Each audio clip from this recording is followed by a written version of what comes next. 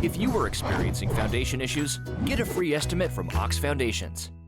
Adam Fossett, the head football coach and athletic director at BB Comer, joins us for a few minutes this morning. Coach, good morning to you. Good morning. Your trip yesterday to grab some watermelons, right? Yes, yeah. We left yesterday at about 4:30 in the morning. So went to South Georgia, picked up about 800 watermelons, and planning to try and sell every one of them over the next couple of days. So this is something I've done this is the 9th year we've done it. So I've got a family friend in South Georgia that helps us out and gets us watermelons, and that's what they do. They're farmers, and so we go down and load them up and bring them back. So like I said, picked up about 800 watermelons. It was about a 15-hour day. So you'll be set up to sell them today. Right, we'll be set up from 9 a.m. to 7 p.m. in the old Rite Aid parking lot. We'll set up there for the next 2 to 3 days, probably sell through Friday. And we have smaller seedless watermelons that are $3 or 2 for $5. And then we have larger seedless and we have larger seeded watermelons that'll be $5 each. So. Last week, you made the announcement that this week would be no summer workouts because you're going to deep clean again. Why? The number of cases that had gone up, and then there was some school systems close to home that had some cases, and just in talking to coaches at those schools and talking about the situation, everything is the unknown, and that's the hard part. So we take temperatures and keep a track of athletes' temperatures, and if it's 101.4 or higher, they can't come, they have to go home and things like that. And then in talking to some of the coaches that have been affected by this already, they're like, our kids were asymptomatic. There was no fever. There was no, couple situations, somebody in the family got it. So the kid had to be tested and tested positive, but they didn't even know they had it, So I think the unknown in all this is really, it makes things frustrating and it makes it stressful. We harp on the kids. Hey, make sure your mask is on. Hey, you got to make sure you're sanitized. We make sure they get their temperature every day. Do they get it? They understand. They understand the importance of it. But it's just like this is just like anything else. What you hear at home is how you think it is. So we do have kids that this is nothing, it's a joke, it's, this isn't real. And then we have the ones that are very cautious and have masks and gloves and all that other stuff. But the key is, whether you're an athlete or whether you're at Walmart buying groceries, is that whatever somebody else's belief is in this thing, you respect that. Yeah. You go to Walmart and you see people that are very cautious and have on masks and are aware of stuff.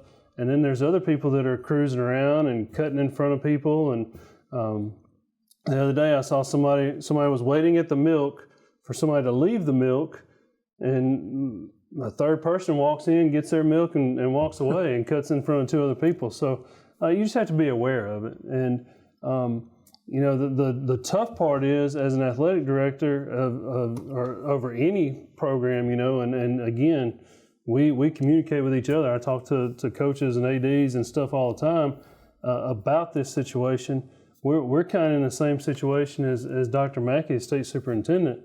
No matter what decision he makes, we're going to be wrong in somebody's eyes. We're going to be, why did you do it this way, or why did you do it that way, or whatever the case may be. So, I've since we started all this, I've rested on, hey, we're going to do this the right way, and we're going to follow protocol, and we're going to make sure we're in masks, we're going to make sure that we're doing temperatures, we're going to make sure that we're in our static groups of 12 and things like that. So we can trace back where the kids have been since day one with us.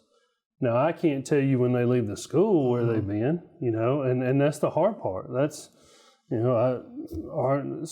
supposedly about 20 of our football guys left workouts one day and went and ate breakfast together at a restaurant. I can't monitor that. You know what I mean? I can't. What do you say? Hey, don't go eat breakfast. I didn't even know they were going to do it. but they're eating breakfast. They're not, they weren't. Somebody called me about it. I said, well, were they causing trouble? Were they, throwing food? Did they leave trash? No, they were just all eating breakfast together. Well, that's, I can't, I can advise, but I can't tell them. Once you're off campus, you can't go eat breakfast. Has any of the players or staff tested positive for COVID at BB Carr? Right now, we do have a positive case, and we learned this news yesterday. Again, that's when you go back and you start. What does it mean when you test positive? So, how does that affect things? Well, the important thing is that we contact. It goes back to tracing. It goes back to knowing where they've been. So this it was a female athlete, and the groups are being contacted. And the group that she was with has been contacted by our school-wide nurse. The system, Mr. Warlick, has sent out a caller advising what's going on and things like that.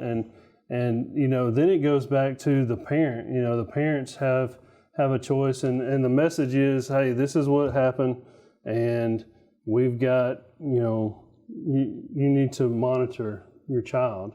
And we've got, we have parents that are going to take their child to get tested today. We've got parents that are, okay, well, we'll monitor it, we'll keep an eye on it, and so forth and so on. So again, it's such a broad spectrum, and it's tough. And you go back and you replay it in your head. All right, did we do all the right things? What else could we have done? This, that, and the other. And then, for me, it's like the angel on your shoulder and the devil on your shoulder. Do we do the right things? Do we do enough? And then, that other side is, well, do you even know if they picked it up here or whatever the case may be? So it's tough. I mean, it is tough. And then, unfortunately, you see, social media is everywhere. So social media, we look and we watch over. I watch whatever's going on through the high schools. And honestly, some of these high schools in the state, it's like the Wild West. I mean, some of these schools are doing whatever. Some of these, you see these pictures of so-and-so back in action.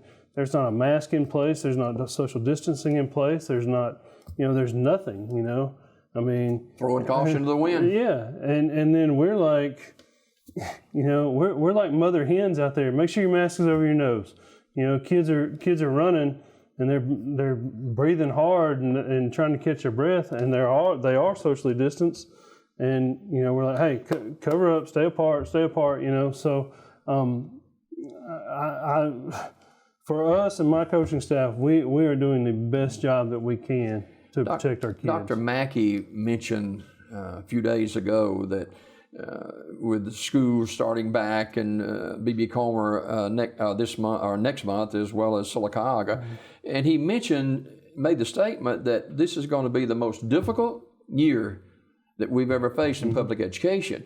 Now, that being said, not just for the educative part of it in school, but we're going to have football this fall, and Lord, what in the world is that going to look like? Yeah, that's a great question. What is football going to look like? What is, if you do get to play, are you going to have fans? If you, if you do get to play, how are they, the one thing that's come out is they're going to extend the sidelines from 10 yard to 10 yard instead of 25 to 25.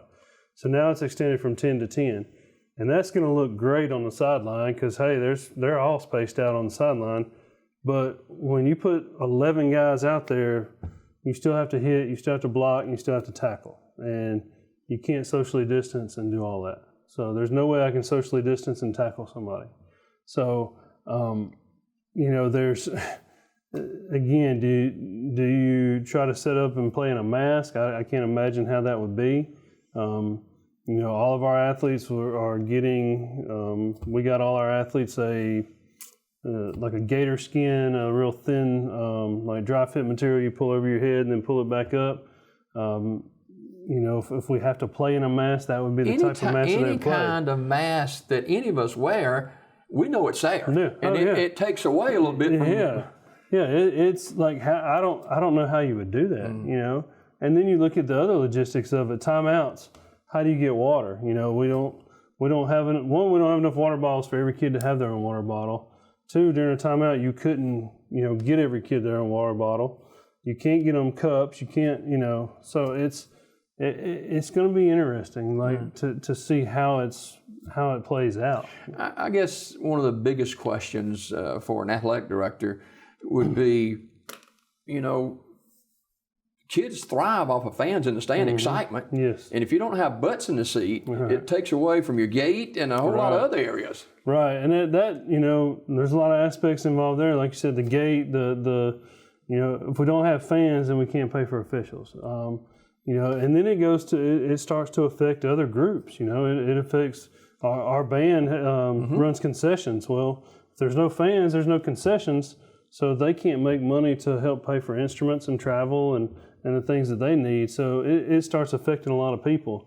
And then you look at different stadiums. We're very fortunate for home games because we do have a large stadium, and I think that we could probably socially distance by families at the stadium. But still, the excitement involved of high school football, the more exciting the game is, it seems like the closer the fans kind of scooch together and end up, shoulder to shoulder. So, we're playing this by ear, and I think that's the key thing, and that's what I've told a couple parents have asked, are we definitely going to play? Are we going to do this? And I don't have that answer. But what I've told our kids, what I've told parents, what I've told our coaches is that we are preparing as though we are going to play August 27th. We're preparing as though August 27th, Chillsburg is going to roll into town and we're going to play ball. So that's our goal right now. And any hiccups along the way we'll deal with and try to do the best that we can with it. But at the end of the day, we're preparing for August 27th, and we're going to do everything we can between now and then to safely prepare for that and make sure that our kids are as safe as possible during this. A couple of notes before we go this morning. You did get some summer workouts in before closing things down for this week. How has the guidelines and that kind of stuff affected the workout summer strength programs? Well, because we're in groups of 12, it cuts down on what you can do. So, we've got 4 groups of 12 for guys, and so those 12 guys have to stay together. Well, if those 12 guys are on the field doing work, and they get that work in, and then they transition to the weight room, well, we have to sanitize the entire weight room before they can come in there. But while the weight room's being sanitized, those 12 guys have to stay apart. So, they get some downtime while we're sanitizing, and then they rotate, and it's a lot of moving pieces. Yeah. Man, it's a ton of moving pieces. And then, so you stagger your start times with your male and female athletes. So your males are finishing up, and your females are showing up. So now you've got to keep them rotated out. So we have doors that are enter only doors. We have doors that are exit only doors. We have we're literally like mice in a maze, figuring this thing out and staying apart and stuff like that. And the tough part is these kids have been apart for 4 or 5 months now, and they want to talk, and they want to see each other, and they want to hang out, and they want to, and you feel bad, hey, you can't go over there, they're 100 yards away, and you're trying to talk to them. No, you got to stay over here. But our kids get it. They understand that, and it's a trust factor. This is year 3. They trust us. They trust what we're telling them, so they're bought in, and it makes it easier. I couldn't imagine being a first year guy trying to bring in and trying to start a program and trying to learn. A first year guy is trying to learn everybody's names and trying to learn who's who, and then you got to do it with kids with masks on, and you're like trying to figure out, all right, whose eyes and forehead is that? So I couldn't imagine that, but. Our kids have done a great job. They've worked hard. They're excited. Our male and female athletes were both excited to be back. But the unknown of this is very scary, and and it's stressful. I mean, I stress about it all the time. I bet. Watermelons today for sale. That's right. Yep. Yeah, from 9 to 7 today, and then we'll be out there again tomorrow. We've got, like I said, we've got about 800 to sell. We've got some smaller ones that are $3 or 2 for $5. We have some larger ones that are $5, and we do have a few seeded, but most of them are seedless. And we do not have any yellow meat watermelons. I get asked that a lot. Sorry, no yellow meat. They're all red. And that'll be at the old Rite Aid drugstore building here on Broadway. And we look forward to getting some melons. And we'll talk to Coach Fossett a little bit further down the line. We got more Daybreak, get a quick time out, and back with the weather forecast after this.